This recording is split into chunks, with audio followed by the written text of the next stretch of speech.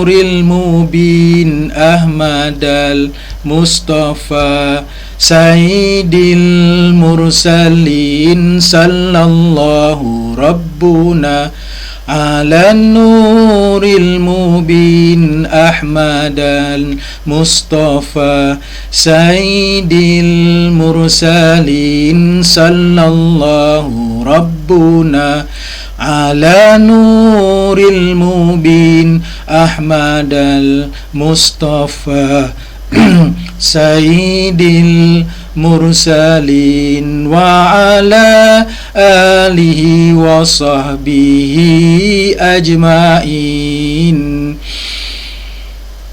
Barang siapa yang berselawat kepadaku sekali, maka Allah akan berselawat kepadanya 10 kali. Hadis riwayat Muslim.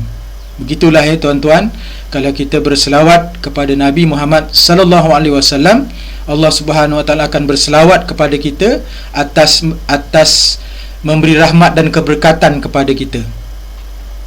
Kemudian satu lagi, barang siapa yang berselawat kepadaku pada waktu pagi 10 kali dan pada waktu petang 10 kali, insya-Allah ia akan memperolehi syafaatku pada hari kiamat nanti.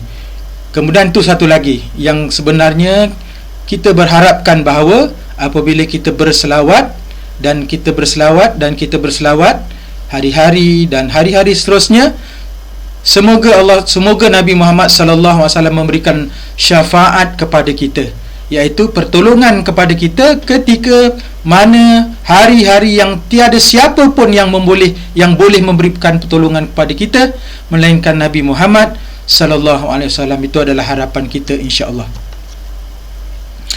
Dan seterusnya, pada pagi ini saya cuma mengambil sedikit peluang untuk memperkenalkan diri saya lah. Pada hari ketiga ni saya perkenalkan diri saya secara ringkas ya tuan-tuan, puan-puan, secara ringkas, insya-Allah.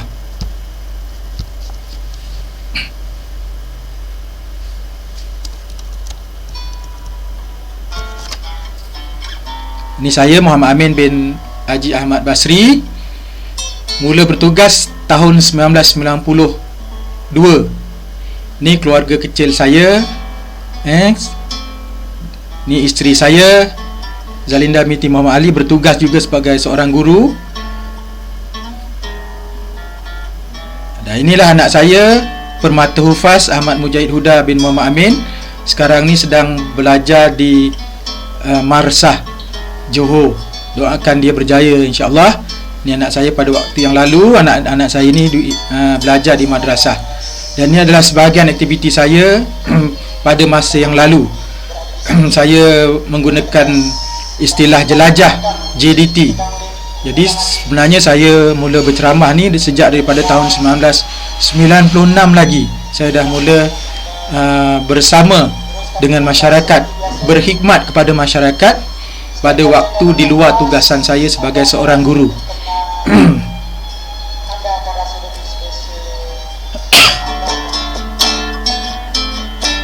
Ini aktiviti saya di daerah Keluang bersama dengan anak-anak yang berada di sekolah menengah.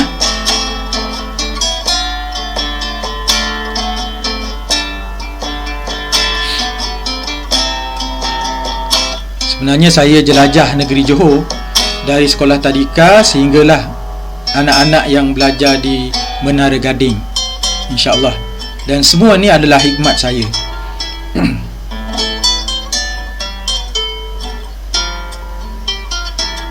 Anak-anak kita yang perlu kita jaga, yang perlu kita belai dari sudut pembelajarannya, proses pembesarannya, inilah dia anak-anak kita. Bagaimana anak-anak kita mengharapkan dari kita doa yang berpanjangan agar kehidupan mereka sentiasa berkat. Itu sebenarnya anak-anak kita. Cuma kadang-kala pada waktu saya menyampaikan ceramah ni, saya biasanya ditemani oleh isteri saya lah. Ni diserap Keluang. Itu secara ringkas.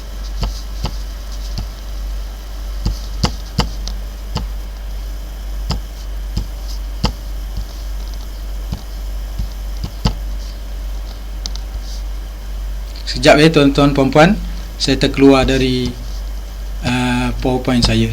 InsyaAllah kita kembali semula. Baiklah.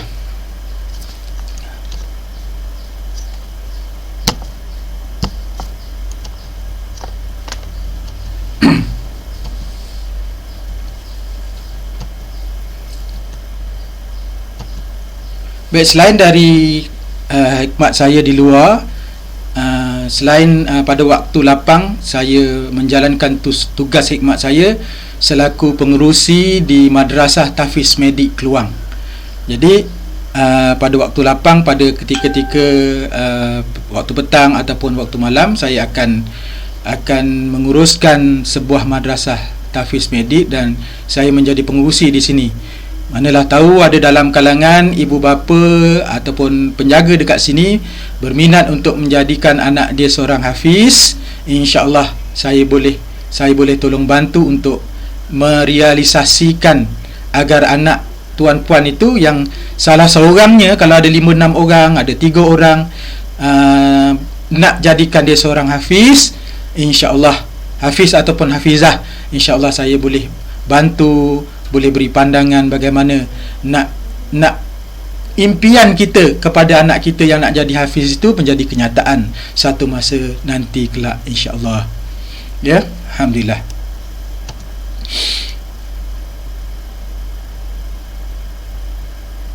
Hidup ini tuan-tuan, para hadirin sekalian, hidup ini hanya bermula dengan semalam. Semalam yang kita lalu itu, semalam yang kita berpeluang itu, semalam yang kita hidup ceria itu telah pun berlalu. Telah pun berlalu meninggalkan kita, dan dia telah disimpan di dalam lipatan sejarah bersama-sama dengan catatan-catatan kiraman katibin, malaikat kanan dan malaikat kiri ni. Dia telah mencatatkan kehidupan kita, peristiwa kita yang kita berlaku semalam, kegembiraan kita, keindahan yang kita lalui dalam kehidupan kita, ataupun kesedihan kita ataupun sebagainya telah berlalu dan telah dilipat sebagai sejarah dalam kehidupan kita. Dan hari ini, pada pagi ini, sekarang ini, pada waktu pagi tadi kita telah bangun, dan sekarang ini kita telah berada dalam program ini. InsyaAllah pada hari ini kita betulkan niat kita. Kita hadir, kita duduk di sini semata-mata untuk mencari keridaan Allah Subhanahu Wa Taala. Itu yang penting, kerana kita berbincang di sini atas urusan keluarga kita, anak-anak kita, kaum kerabat kita, anak-anak kita, anak-anak orang lain juga. Kalau kita lihat anak-anak kita, kalau kita doakan anak-anak orang lain berjaya, sebenarnya doa itu akan kembali kepada anak kita. Kalau kita lihat anak-anak orang lain tu, misalnya katalah dia melompat sana melompat sini, kelihatan macam terlalu agresif ataupun terlalu aktif, terlintas dalam hati kita, ya Allah, biarlah anak ini jadi anak yang seimbang, tenang, berjaya pada masa depan. Doa yang kita berikan, yang kita panjatkan kepada anak orang lain ini, malaikat akan mendoakan juga kepada kita, balas doa kita untuk anak kita. Sebab tu bila kita jumpa, bila kita lihat, bila kita mendapati anak orang begitu begini, biarlah kita doa yang baik-baik, kerana doa itu dijamin akan kembali kepada kita melalui doa yang disampaikan oleh malaikat. Itulah hikmahnya. Kemudian Esok tentunya kita tak tahu tuan-tuan, puan-puan, hadirin dan hadirat sekalian. Esok kita tak tahu apa yang berlaku pada hari esok, kita tak tahu. Kerana yang mengetahui adalah catatan takdir kita pada hari esok.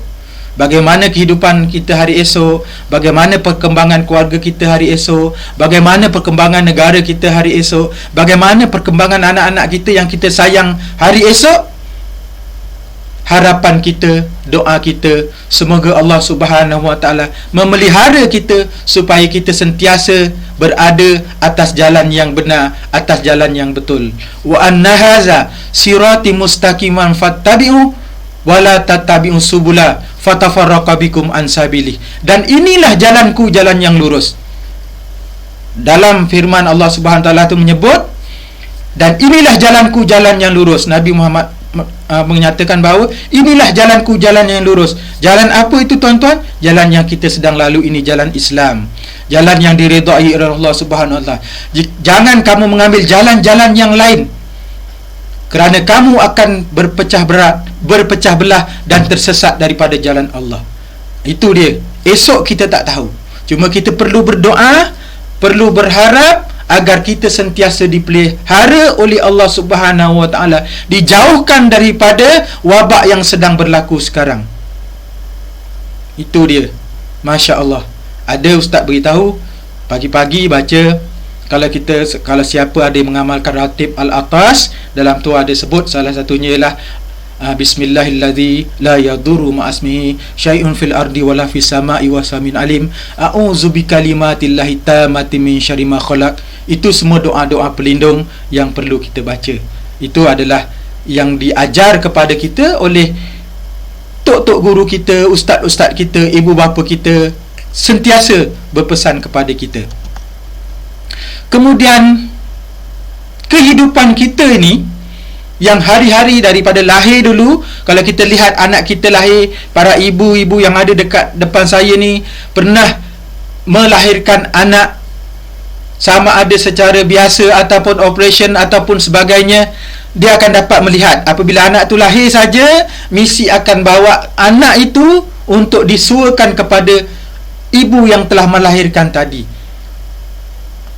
Misi akan beritahu, alhamdulillah puan, anak puan sihat, alhamdulillah anak puan sihat, anak puan lelaki ataupun anak perempuan, anak puan perempuan, lalu disuruhkan pada kita, kemudian kita cium pipinya tanda syukur, kemudian kita cuik-cuik sikit wajahnya dan kita dapati anak kita sihat, bernafas pada waktu itu.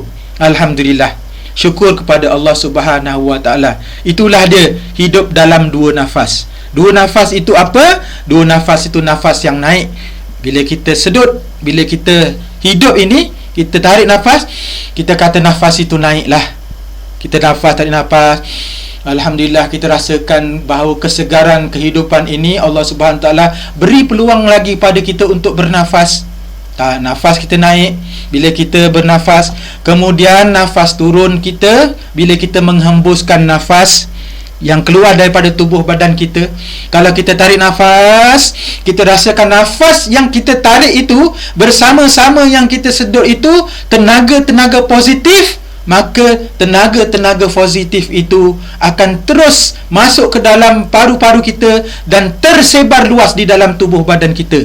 Lalu apabila kita melepaskan nafas itu, keluar daripadanya nafas-nafas yang sifat-sifat yang negatif dalam diri kita tu keluar bersama-sama nafas yang keluar daripada tubuh badan kita itu.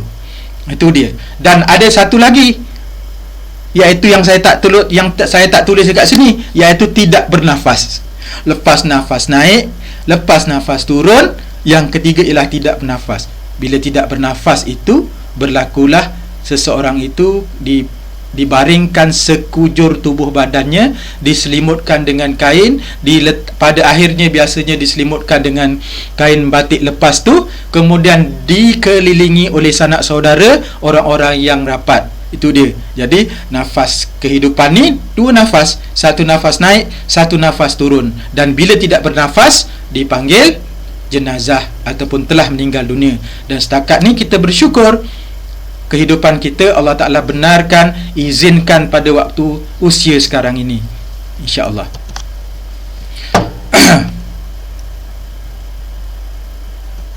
Kemudian kita, bila kita hidup ni, bila kita dah bernafas ni, sentiasa bernafas ni, kita ada pilihan. Kita ada pilihan. Dan bagaimana Allah Subhanahu Wa Taala ni kita beri pilihan pada kita? Allah Ta'ala dah hantar Nabi Muhammad sallallahu alaihi wasallam ajar kita. Kemudian Nabi Muhammad sallallahu alaihi wasallam bersama-sama Nabi Muhammad itu, Nabi bawa mukjizat Al-Quran. Jadi Nabi telah bacakan kepada kita ayat-ayat Al-Quran. Nabi telah sampaikan kepada kita ayat-ayat Al-Quran. Nabi telah sampaikan kepada kita hadis-hadis petunjuk kepada kita, perkataan-perkataan Nabi, perbuatan-perbuatan Nabi, diamnya Nabi, gembiranya Nabi ditunjukkan kepada kita. Dan sebelum kita lahir ke muka bumi ini pun, Allah Subhanahu Wa Taala pada ketika roh kita berada di sulbi, Allah Taala dah tanya dah, alastu bi rabbikum, adakah aku ini Tuhan kamu? Qalu bala syahidna. Pada waktu itu kita berkata, kita menyebut, kita berkata pada soalan yang diberi pada kita belum lagi kita lahir, ya, bahkan aku bersaksi engkaulah wahai Tuhan. Kemudian bila kita lahir ke atas dunia ini, Nabi pun dah sebut, Nabi bacakan semula ayat itu pada kita. Kemudian bila kita dah tahu, itulah maksudnya pilihan hidup kita. Allah Ta'ala dah berikan ilmu, Nabi dah sampaikan petunjuk pada kita, pimpinan kepada kita yang sangat jelas, dan kita bersyukur kerana kita menjadi umat Islam.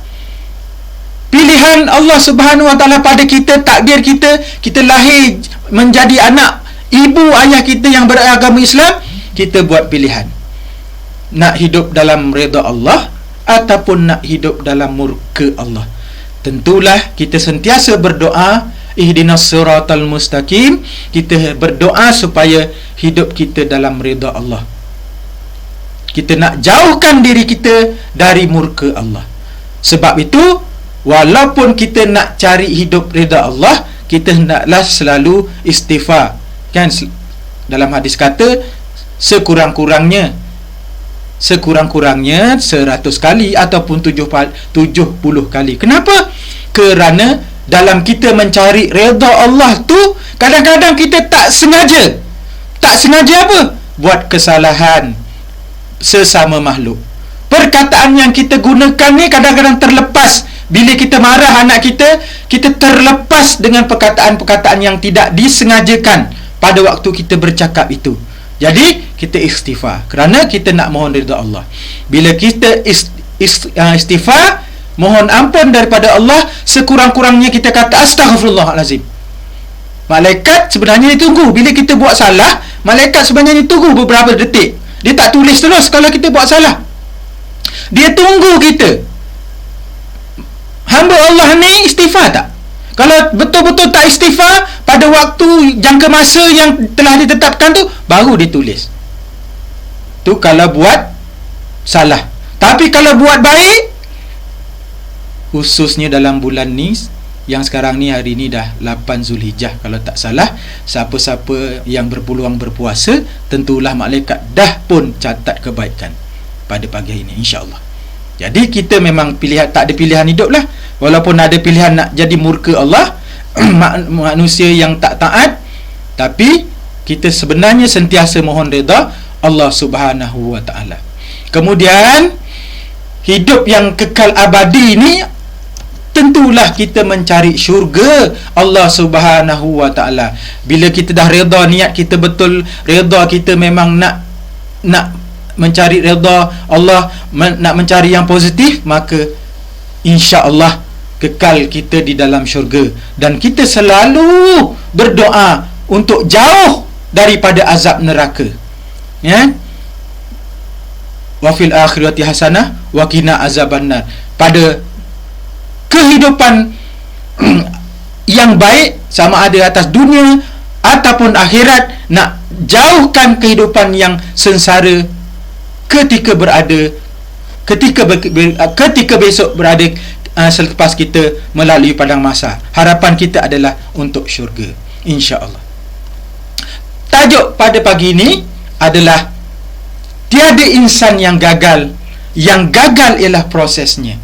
Insan ini, saya gunakan perkataan insan ni, sebenarnya insan ni manusia, kita, hamba kita. Kenapa kita ni dipanggil hamba? Kerana gelaran hamba ini adalah gelaran yang paling mulia.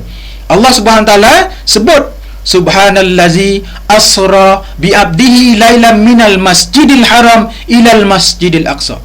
Maha suci Allah yang menjalankan hambanya. Allah Ta'ala panggil Nabi kita Muhammad sallallahu alaihi wasallam itu, gelarkan Nabi kita tu sebagai hamba. Hamba ini maksudnya ialah yang patuh, yang tak ada pilihan lain kecuali ikut perintah Allah. Itu maksud hamba. Dan dalam maksud hamba itu, maksud secara umum yang kita faham ialah kita ni manusia. Kita ni sebagai manusia. Dan manusia ini tiada insan yang gagal. Manusia ni Allah SWT telah tentukan tiada yang gagal kecuali yang ditentukan, yang telah ditakdirkan oleh Allah Subhanahu Wa Taala. Tetapi tajuk ini berkaitan kita sebagai manusia yang hidup di atas muka bumi ini. Tiada insan yang gagal. Yang gagal ialah prosesnya.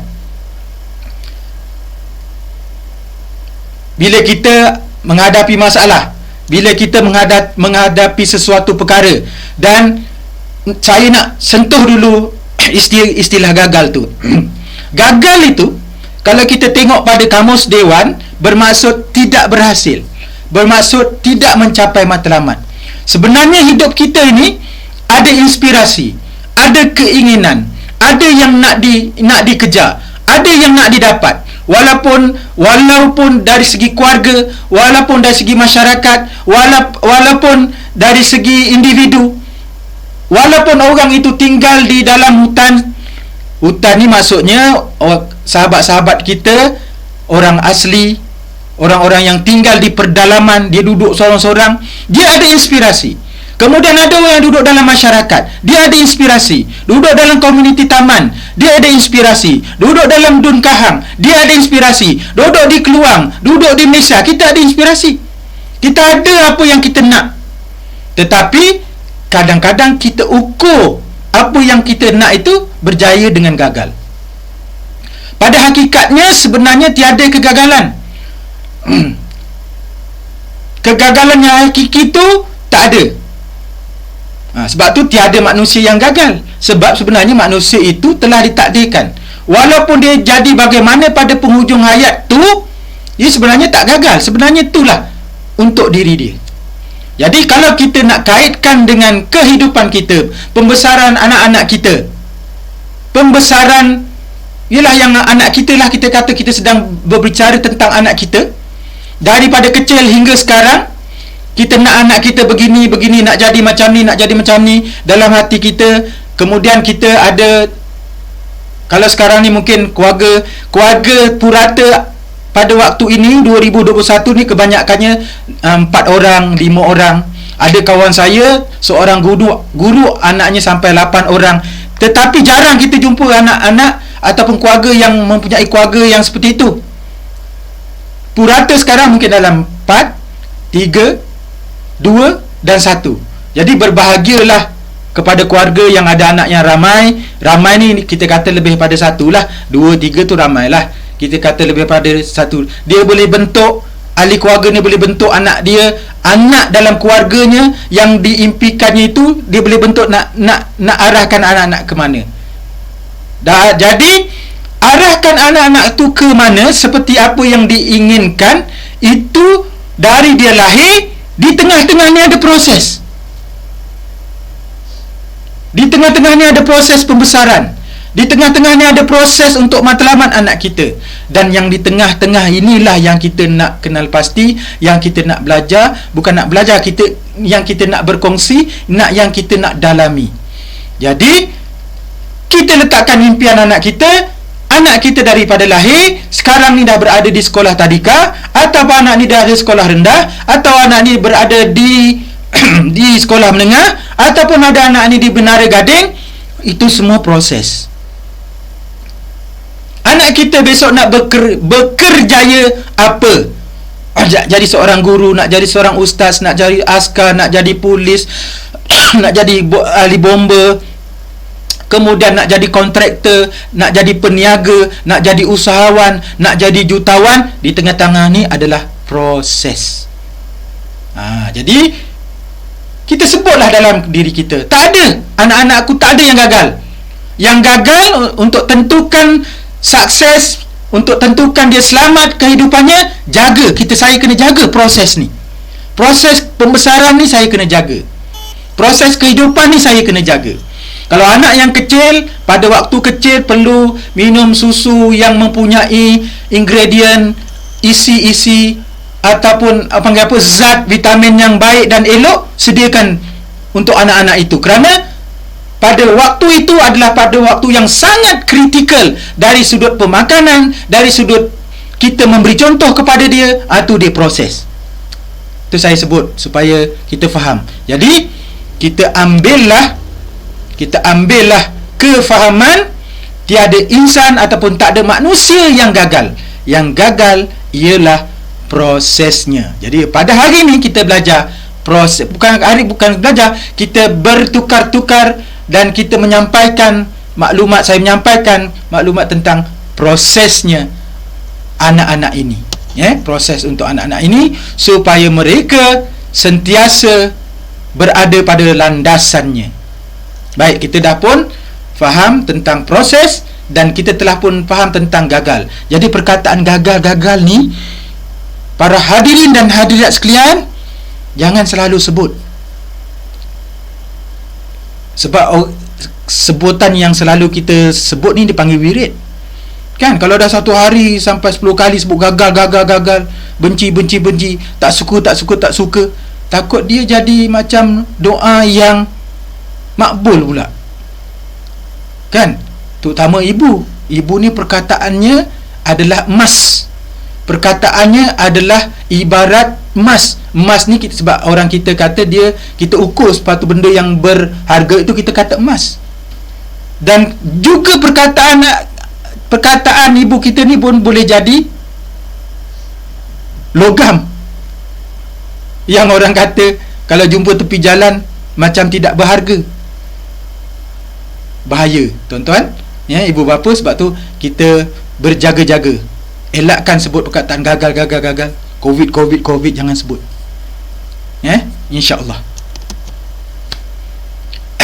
Tu dia, saya buat dalam gambar rajah dalam bentuk grafik. Sebelah kiri tu insan, di tengah-tengah tu ada tangga, dan ada cahaya dekat situ. Cuma cahaya tu terang ke, malap ke, tak hidup ke, mati ke, kerana apa? Kerana langkah-langkah sebelum tu. Dan akhirnya tanda soal tu kita terima sajalah takdir Allah Subhanahu wa ta'ala. Kerana kita dah berusaha, kita dah buat proses, kita dah melalui proses itu. Kita insan melalui proses, dan kita tak tahu besok penghujungnya apa yang berlaku pada kita. Cuma kita sentiasa berfikiran positif bahawa kita akan melalui kehidupan yang positif pada masa depan. Begitulah pada anak-anak kita, insya-Allah. Dan yang pertama, untuk memastikan supaya proses anak-anak kita ini tidak terganggu, tidak terjejas, tiris, apa lagi perkataan orang sekarang, gagal.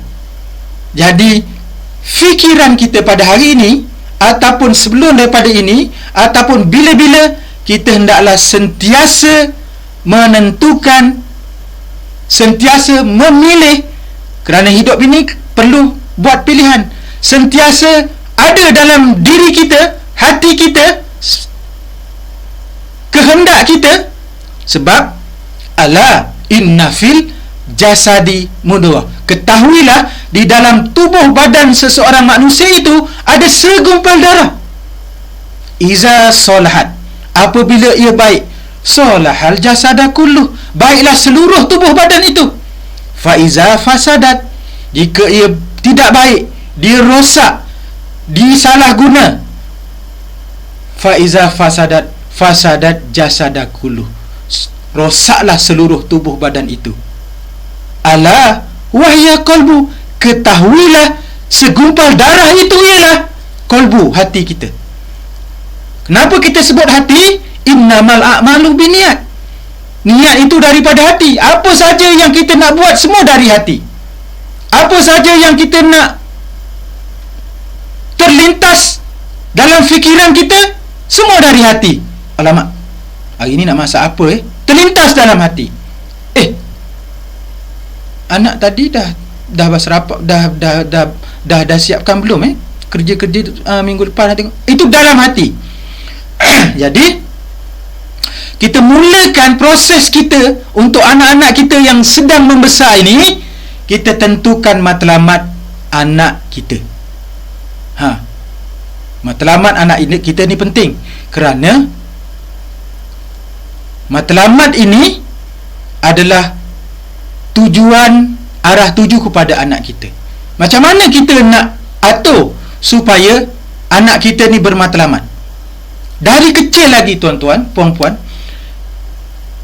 Dan kadang-kadang bila kita nak bina matlamat ni, kita terpaksa melihat ataupun mencari contoh dalam keluarga. Misal kata, contoh dalam keluarga, kalau misal kata dia ada 6 orang adik-beradik, ada anak yang pertama ni alhamdulillah berjaya dalam SPM dengan baik dan dapat belajar sampai ke universiti. Ataupun kalau kita ibu muda, ibu yang dalam lingkungan umur 25 hingga 30, kita kata ibu muda lah, jadi anaknya baru 2. Jadi kita nak ambil contoh siapa kepada anak kita. Kita tengoklah abang-abang saudaranya, pakcik-pakciknya yang telah berjaya. Beri contoh. Tentu ada contoh, tentu ada poin, tentu ada nilai-nilai yang boleh kita terapkan kepada anak kita. Sebab bila kita nak bina matlamat untuk anak-anak kita, keluarga kita, kadang-kadang kita terpaksa melihat orang lain. Tiru ni salah ke tak, tuan-tuan? Sallu kama ra'aitumuni usolli. Solatlah kamu seperti mana kamu melihat aku solat. Siapa kata tu? Nabi Muhammad sallallahu alaihi wasallam. Nabi suruh tiru cara baginda solat. Baginda Nabi Muhammad sallallahu alaihi wasallam, dia telah membacakan hadis, sallu kama ra'aitumuni usolli. Solatlah kamu seperti mana kamu melihat aku solat. Nabi suruh tiru bagaimana cara mengangkat tangannya, bagaimana cara membaca Fatihahnya, bagaimana melafazkan niatnya, bagaimana, semuanya dihuraikan oleh para ulama. Nabi bacakan hadis, para pakar, para ilmuwan, ustaz-ustazah, tok nenek kita, ayah kita yang faham, dihuraikan bagaimana nak ikut cara. Begitulah kehidupan. Sebab kita memang sentiasa ambil Nabi sebagai contoh. Tapi dalam kehidupan sekarang, kita tengok orang lain sebagai contoh untuk tetapkan matlamat anak kita. Kita suka sangat tengok seorang anak saudara kita tu jadi seorang doktor. Jadi kan kita boleh tanya-tanya, ataupun oleh kerana mungkin anak saudara kita tu semasa kita membesar, mungkin anak saudara kita tu sebaya dengan kita. Jadi kita nampak dia dari kecil tu bakatnya macam mana. Dan kalau dia ada kelemahan, apa yang ayah dia buat untuk anak saudara kita tu. Itu maksud kita melihat contoh ataupun meniru bagaimana orang yang telah berjaya. Tak salah, tuan-tuan. Cuma bila kita nak ambil contoh yang saya kata tak abang dia tadi, jangan cakap, jangan sebut, jangan beritahu kepada anak kita yang sedang membesar tu, engkau ni cuba tengok macam abang kau. Abang kau dulu masa usia macam kau ni, kalau cikgu bagi kerja rumah, terus saja dibuat. Tak payah disuruh-suruh, tak payah dipaksa-paksa. Balik rumah je, tak sempat buka stokin, tak sempat buka baju, terus buat kerja sekolah. Kan bagus kalau ikut macam abang engkau tu. Jangan, tuan-tuan. Kita memang tahu anak kita tu yang berjaya tu memang rajin. Kalau kita sebut dia tiap-tiap hari, nanti dalam hati dia akan rasakan bahawa kita ni membanding-bandingkan abang yang pandai tu dengan dia. Kenapa saya tak kata gitu? Kerana setiap insan ini dia berbeza. Berbeza bakatnya, berbeza cara berfikirnya, berbeza cara tingkah lakunya, berbeza cara buat kerjanya. Ada yang lambat, ada yang cepat, ada yang pantas, ada yang petah, ada yang pendiam. Tu dia. Bila kita nak bina matlamat, kita tengok orang yang telah berjaya. Dan kalau kita tengok orang yang tak berjaya pula, jangan kita kata dia ada proses dia sendiri. Dan dalam ahli keluarga kita pula, kalau ada anak-anak kita yang tidak berjaya, bukan tak berjaya lah, dia lambat sikit, fikirannya lambat sikit, bergeraknya lambat sikit, kita buat proses untuk dia tu sesuai dengan dia. Itu matlamat, bina matlamat. Ni tuan-tuan. Dan yang paling penting sekali, jangan jadikan anak kita itu hidup dengan matlamat kita. Maksudnya apa?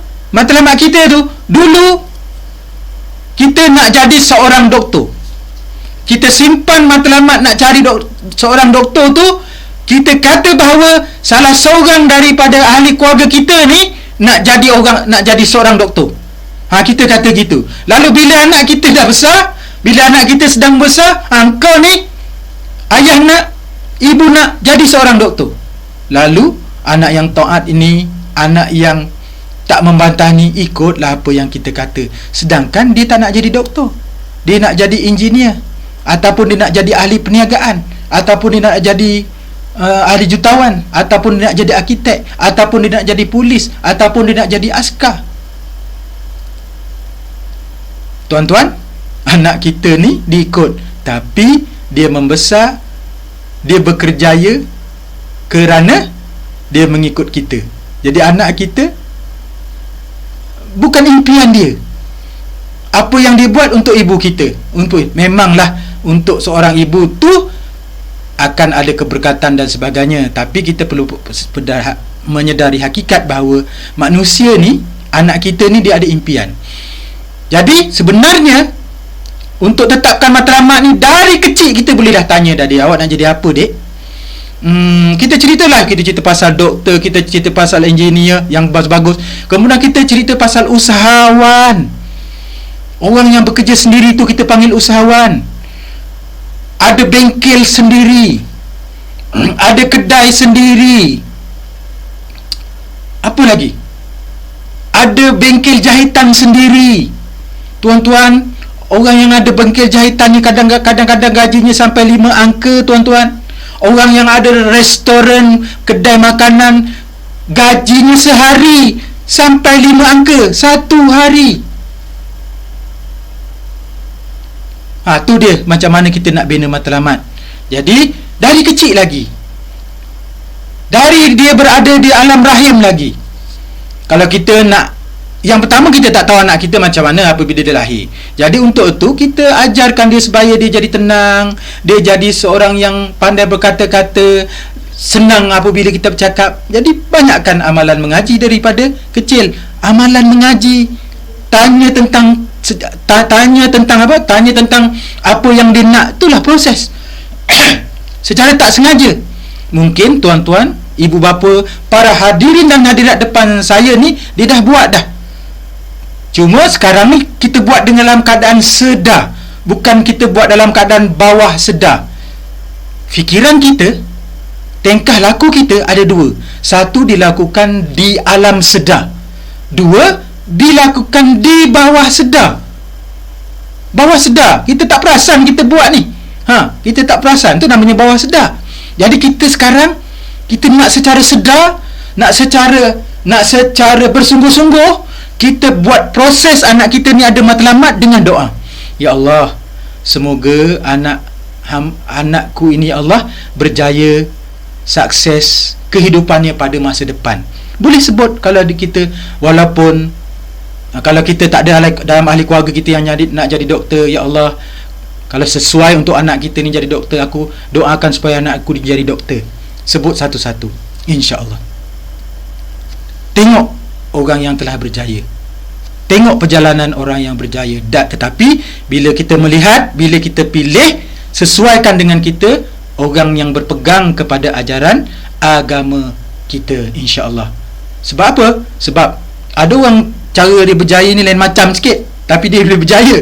Kita kena pilihlah yang baik, yang sesuai dengan aturan budaya kita. Aturan selagi mana dia tak bersalahan dengan budaya, tak salah dengan peraturan negara, dan yang paling penting tak salah dari segi agama kita. Kita buat sungguh-sungguh tuan-tuan, asuh dia daripada kecil sampai sekarang. Kadang-kadang kita rasa perit kan nak besarkan anak. Kita cakap satu perkataan, dia jawab dua perkataan. Kita cakap dua perkataan, dia jawab tiga perkataan. Ibu ni tak faham-faham lah. Kita ni memang macam ni lah dekat sekolah, banyak kerja tu gini.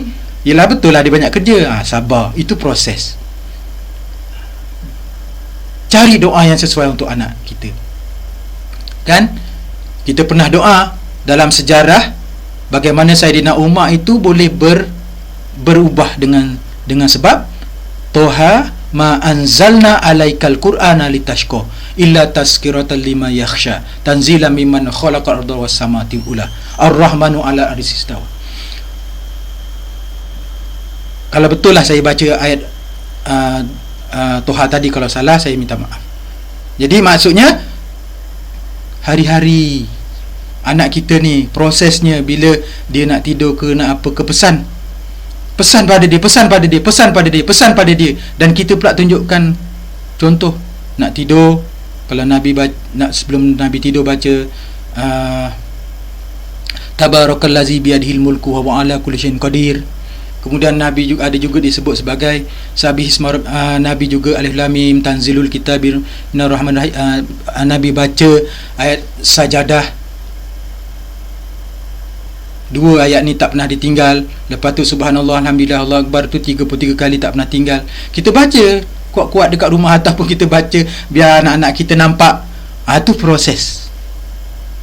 Banyak tuan-tuan prosesnya yang kita nak masukkan kepada anak-anak kita ni. Siapa yang anak dia masih kecil lagi, alhamdulillah dia berpeluang untuk asuh. Siapa yang anak-anaknya dah besar, dah sampai universiti, tu tak apalah, kita lepaskan. Masa yang lalu, masa yang telah berlalu, masa yang telah pergi tu, kan kita dah tahu dia dah menjadi lipatan sejarah. Kalau kita ada kelemahan pada waktu kita mendidik anak kita, kita mohon ampun pada Allah SWT. Dan saya sendiri, kepada anak saya yang seorang tu, saya minta maaf pada dia. Ahmad, nama dia Ahmad Mujahid Huda. Kadang panggil Ahmad, kadang panggil Mujahid, kadang panggil Huda. Dia minta maaf. Jadi dengan Umi minta maaf dalam ketika sampai saat ini, ketika Daddy dan Umi asuh awak, ajar awak, beri ilmu pada awak, kalau ada kekurangan, Daddy dan Umi minta maaf.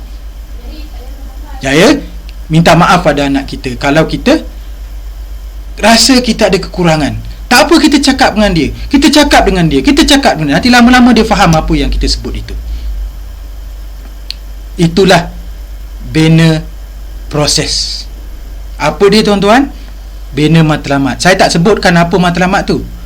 Cuma kita kata macam mana proses nak bina, nak buat matlamat tu. Antaranya yang saya sebut tadi macam itulah. Betul-betul tuan-tuan. Kerana ni adalah salah satu perkara yang sangat ditekankan. Kalau saya nak sebutlah semula. Kadang-kadang orang kita ni tak berani nak cakap pada anak kita.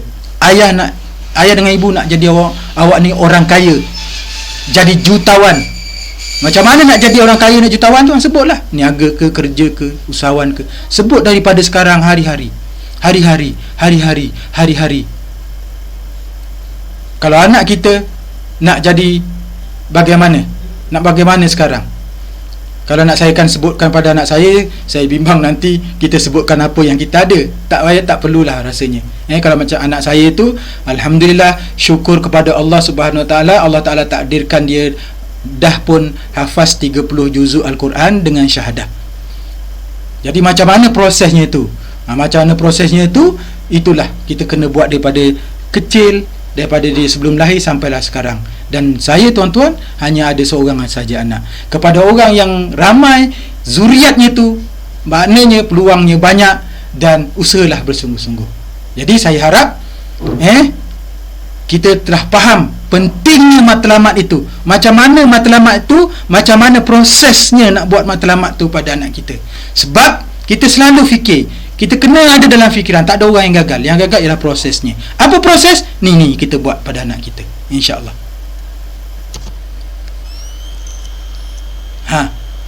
Macam mana nak bentuk matlamat ni, saya nak ajar sikit.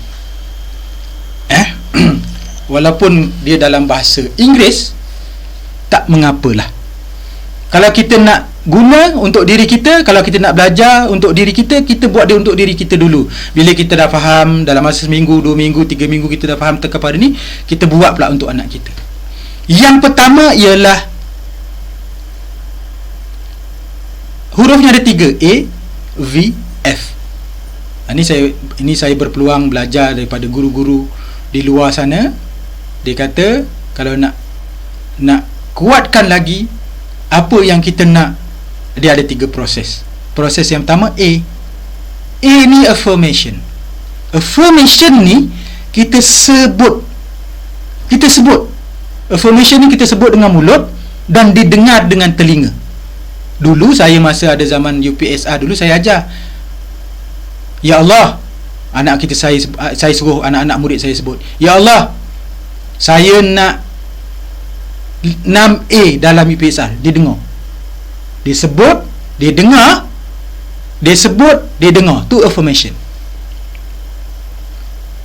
Kalau dalam ni, contoh yang saya buat tu, alhamdulillah, syukur ya Allah, saya yakin dan percaya anak-anak saya akan cemerlang dalam pelajarannya dan akhlaknya.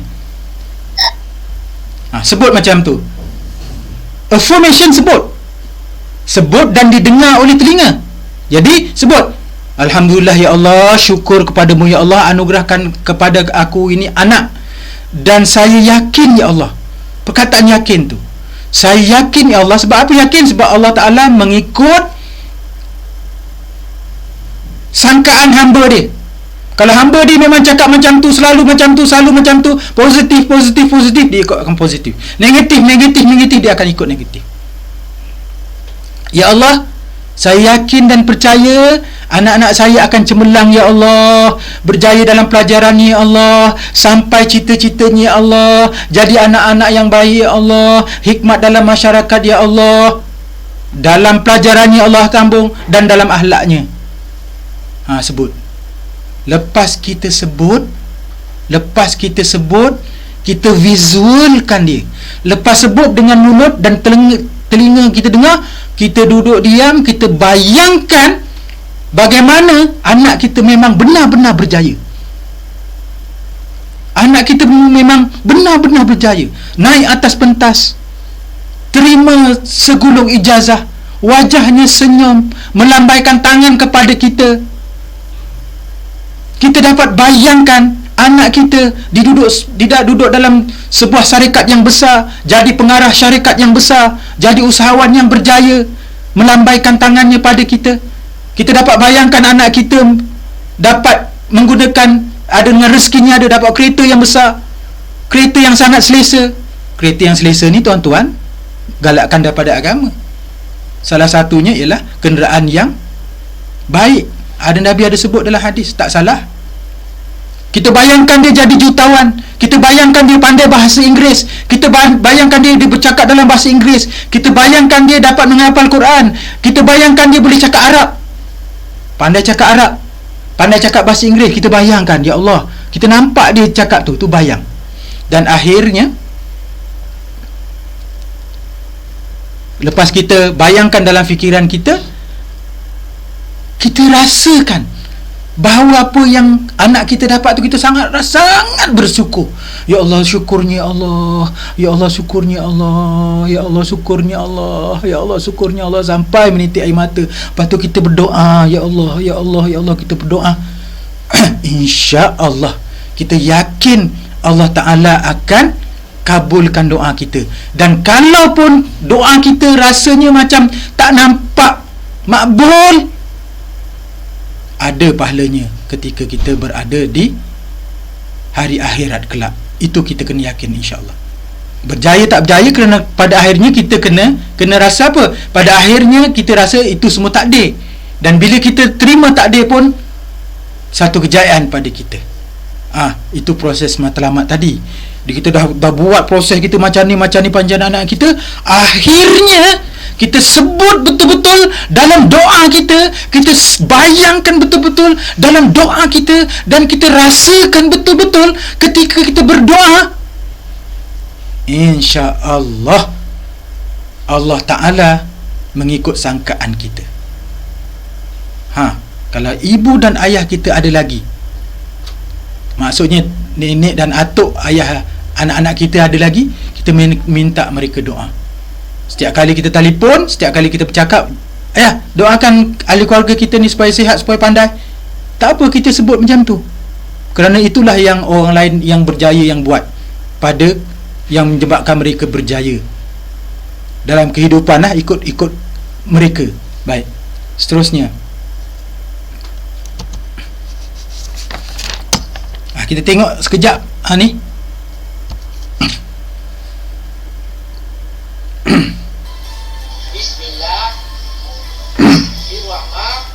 Yang semalam saya cakap ni, saya tak dapat tunjuk, saya tunjuk hari ni. Tengok seorang ayah, tengok seorang ayah mengajar seorang anaknya dengan penuh kasih sayang. Ya Allah, anak sekecil tu, ayahnya dalam waktu yang begitu, yang ada, yang sempat dia gajar anak dia yang kecil tu. Ya Allah, syukurnya anak ni, ya Allah, dia membesar, dia dapat belajar daripada seorang ayahnya. Walaupun anak tu sekecil tu mana dia faham, dia tak faham pun apa yang ayah dia buat pada dia, dia tak tahu pun apa yang dia tahu, dia tak ingat pun apa yang ayah dia pernah buat pada dia. Yang inilah yang dinamakan proses. Kan kadang-kadang kita tengok anak kita dah belas tahun tak pernah ngaji, kita tengok proses dia sebelum ni. Ibu dia ada tu, ibu dia ada kat belakang tu, kan kita dengar kan suara dia.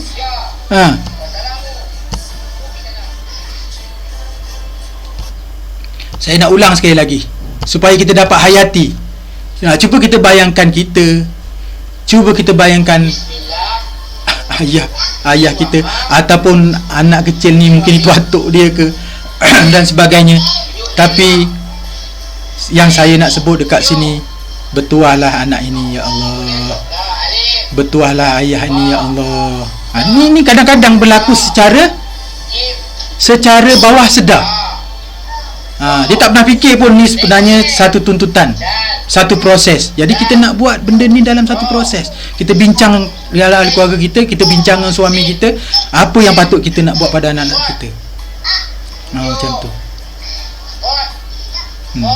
Dengan songkoknya besar tu kan, dengan songkoknya besar, dengan dia mengajuk perkataan ayah dia. Alangkah gembiranya anak ini. Saya rasa anak ini dah besar dah, sebab rakaman ni dah ambil bertahun-tahun yang lalu. Kita doakan anak ni berjaya, kerana kita ambil manfaat daripada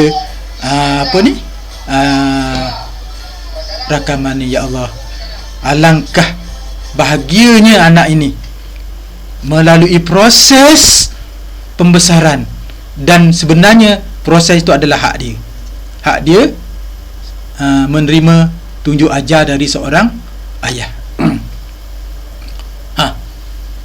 Kenapa pula speed ni? Kenapa pula speed? Speed ni maksudnya lah kelajuan. Dalam keadaan sekarang, dalam keadaan kita dihimpit oleh C-19 ini yang kelihatannya semakin mencabar setakat hari ini, dan disebutkan oleh tadi puan penyelia, dalam keadaan sekarang ni C-19 ni semakin memberi ancaman kepada kita. Kita tak kira itu semua, kita kena speed, kita kena cepat. Speed ni cepat. Kalau kita nak ke sesuatu destinasi, walaupun kita membawa kenderaan dalam keadaan yang kita panggil dalam keadaan selamat, tapi kalau kita melihat jalan yang sedang kita lalui itu dalam keadaan yang baik, elok, tenang, kalau kita boleh speed, kita speed. Speed ni maksudnya kita kejar masa. Bukan kita kejar masa, kita isi masa kita ni supaya tidak tertinggal, supaya tidak kosong, supaya ruang yang ada ni kita isi dengan proses-proses yang sepatutnya untuk anak kita. Kerana apa? Kerana apa kita kena speed? Kerana fikiran kita sekarang ini, ibu yang dah hijau itu, ibu yang dah panik sekarang ni, banyak perkara yang terpaksa dipikir. Anak lagi, ayah lagi, keluarga lagi, kemah rumah lagi, duduk dekat rumah berhari-hari, anak ramai lagi dan sebagainya. Letakkan dalam satu fikiran kita kena speed. Speed tu apa? Cari maklumat dengan segera, bertanya dengan orang yang telah berjaya dengan segera, buat tindakan. Kalau kita nampak ada kelemahan tertentu pada anak kita, buat dengan segera. Kita lihat anak kita ni selama belajar di tadika, lepas tu belajar online, kita pun tak tahu macam mana. Tengok dia faham ke tak faham, dia boleh sebut ke tak sebut, dia boleh ingat ke tak ingat. Kita kan boleh test kat rumah. Kita buat olok-olok anak kita. 1 darab 1 berapa, dek? 1, dia kata. Lepas kita cakap 1 darab 1 tadi, ibu kata 1 darab 1 tadi apa? 1. Boleh lah tu disebut perkataan 1 tu pun betul. Dia sebut perkataan yang kita sebut dekat rumah tu pun betul.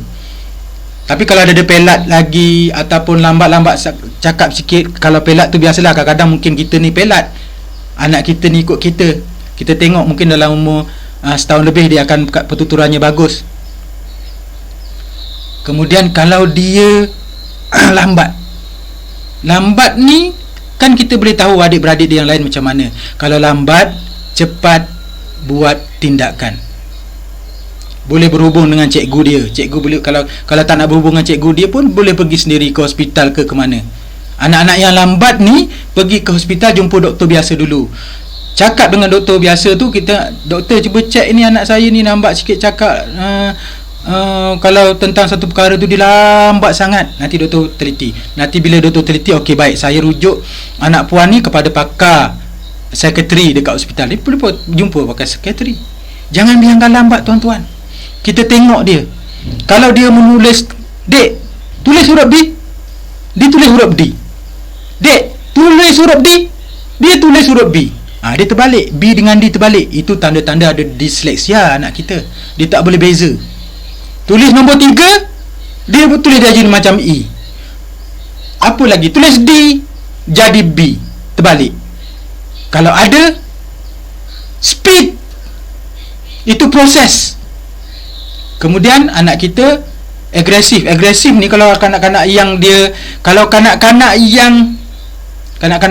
Kalau kanak-kanak yang laju sangat tu, itu lain, dia aktif, tapi dia tak duduk diam. Jumpa doktor. Baik, masa sangat mencemburu kita. Banyak lagi yang saya nak sebut dekat sini. Ni proses. Saya speed sikit. Proses ni apa? Kita selalu tengok gambar dekat TV kan. Ni iceberg. Yang kita lihat iceberg ni, sebenarnya ada benda yang kita tak dapat lihat. Yang kita lihat cantik, yang kita lihat bentuknya, warnanya, persekitarannya cantik, tapi ada yang kita tak nampak. Apa dia? Yang ni. Yang kita nampak di luar ni, yang tadi tu 15% saja. Yang kita lihat anak kita ni, fizikalnya ni, cuma 15% saja. Banyak benda yang kita tak tahu tentang anak kita. Macam mana kita nak tahu tentang anak kita ni? Kerana di satu proses, kita kena belajar, kita kena cari. Itulah dia yang ada pakar JU tadi tu, kita belajar daripada dia. 15% yang kita nampak anak kita ni kulit. Dia pandai cakap, dia bermain, dia cergas, itu kulit. Tetapi yang di bawah tu, 85 tu, lagi banyak kita tak tahu. Apa dia? Dia ada matlamat tak? Dia ada usaha ke tak? Dia stres ke tak? Dia faham ke tidak apa yang cikgu ajar? Apa yang kita cakap dia faham ke tidak? Itu yang kita tak nampak. Dia fokus ke tidak semasa dia belajar? Fokus ke tidak dia mendengar apa yang orang ajar? Fokus ke tidak semasa membuat kerja rumah? Yang itu 85%. Yang kita nampak ni kulitnya je. Dia berlari, dia cergas, dia bercakap, dia pandai membaca, dia ngaji, dia solat. Itu zahiriah dia. Proses yang seterusnya ialah, tuan-tuan, ibu bapa, hadirin sekalian depan saya ni, cari yang 85%. Ini juga proses. Kerana tak ada manusia yang gagal. Yang gagal ialah proses.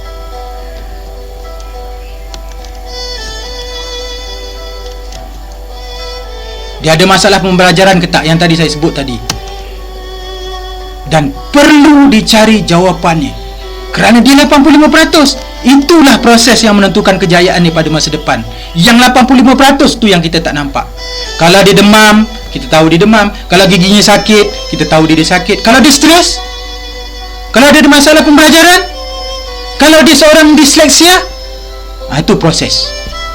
Tuan, ibu bapa, hadirin dan hadirat sekalian, usahakan dari sekarang, speed dari sekarang.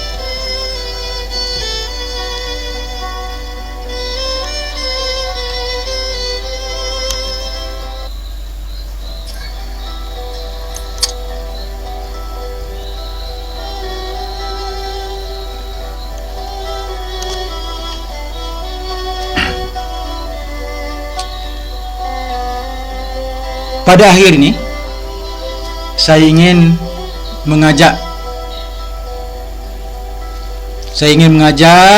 para hadirin hadirat bersama-sama dengan saya pada waktu yang ada 5 minit ni, bersama-sama dengan saya, insya-Allah. Ikut apa yang saya sebut, buat apa yang saya sebut, walaupun para hadirin hadiran berada di mana-mana saja di bumi Semberong ini. Bumi yang kita sayang, bumi yang tempat kita berteduh, tempat tinggal kita, tempat kita rasa selesa, sebab kita berada dekat sini. Ikut saya. Tarik nafas perlahan-lahan. Tarik nafas menggunakan hidung, lepaskan nafas menggunakan mulut. Tarik nafas perlahan-lahan. Lepaskan nafas perlahan-lahan. Tarik nafas, lepaskan nafas. Tarik nafas. Teruskan bernafas seperti biasa. Semakin anda bernafas, anda akan rasa lebih tenang, lebih selesa, dan anda akan rasa sangat damai. Dalam kiraan 3, apabila saya mengira dalam kiraan 5, apabila saya mengira dalam kiraan 5 secara menurun, anda akan buka mata. Tetapi sekarang anda akan menutup mata. Tetapi sekarang bernafaslah seperti biasa. Tarik nafas, teruskan bernafas. Semakin anda bernafas, anda akan rasa sangat tenang, sangat selesa, dengan sangat damai. 5, 4,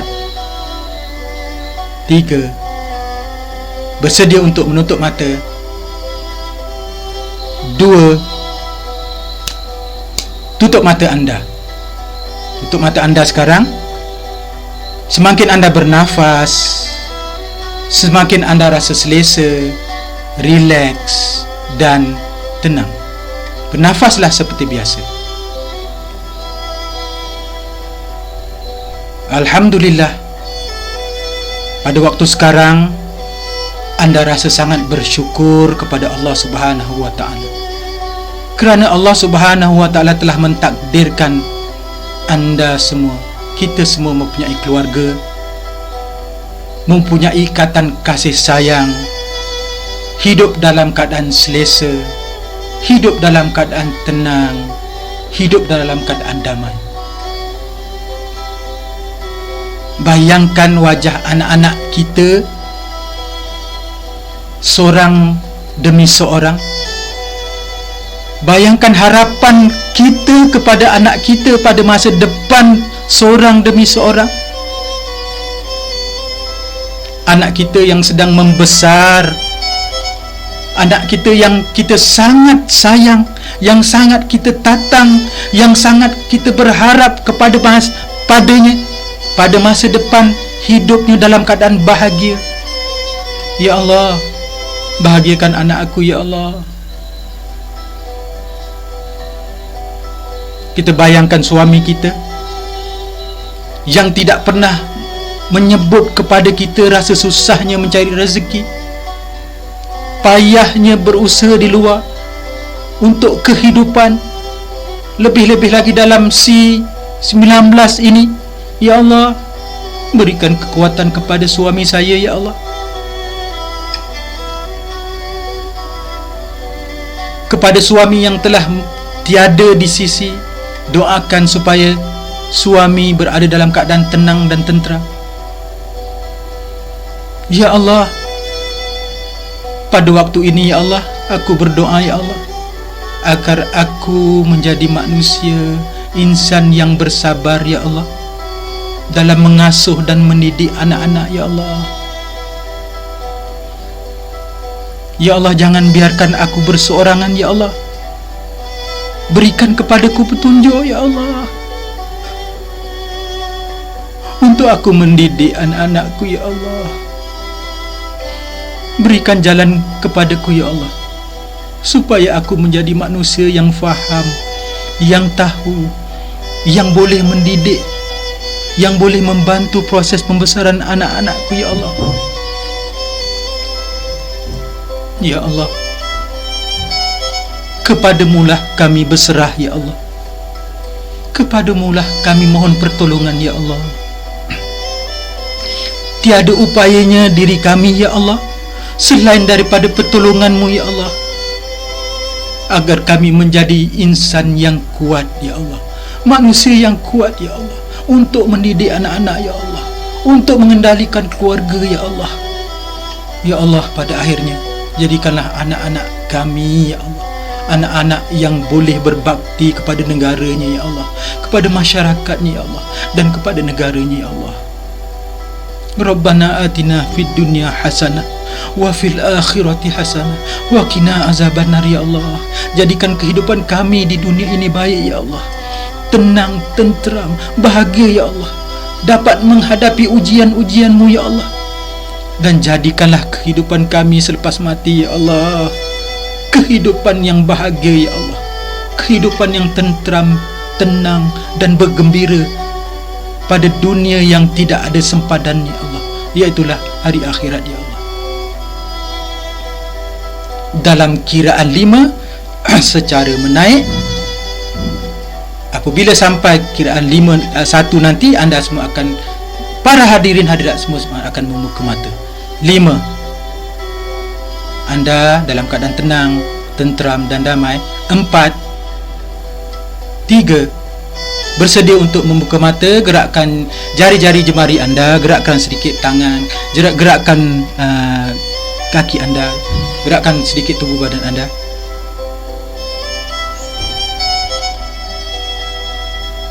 2, 1, buka mata anda sekarang. Buka para hadirin hadirat, buka mata anda sekarang. Semoga pertemuan kita pada pagi ini Allah Subhanahu wa taala berikan keberkatan kepada kita. Itu yang kita nak. Perkongsian saya, ilmu daripada Allah Subhanahu wa taala pada pagi ini, kita dapat manfaat. Dan khususnya dalam Zulhijjah ini, kita ambil peluang insya-Allah beberapa hari ini, kalau siapa yang boleh berpuasa, berpuasalah. Siapa yang mampu berpuasa, berpuasalah. InsyaAllah kita ambil peluang dan sebagainya. Dan semoga apa yang pertemuan kita pada pagi ini, dan akhirnya saya mengucapkan ribuan terima kasih kepada penganjur majlis ilmu kita selama 3 hari ini kerana beri peluang pada saya. Saya orang yang insan yang kedir, insan yang kecil, insan yang tak punya apa-apa. Yang ada yang saya sampaikan ini semua daripada Allah Subhanahu wa taala. Marilah kita berpisah pada pagi ini dengan kita membaca suratul Asr bersama-sama. Bismillahirrahmanirrahim. Wal asr innal insana lafil khusr illa allazina amanu wa amilus solihat wa tawasaw bil haqqi wa tawasaw bis sabr. Dan kita baca tasbih kafarah. Subhanakallahumma wa bihamdika asyhadu an la ilaha illa anta astaghfiruka wa atubu ilaik. Subhanakallahumma wa bihamdika asyhadu an la ilaha illa anta astaghfiruka wa atubu ilaik. Subhanakallahumma wa bihamdika asyhadu an la ilaha illa anta astaghfiruka wa atubu ilaik.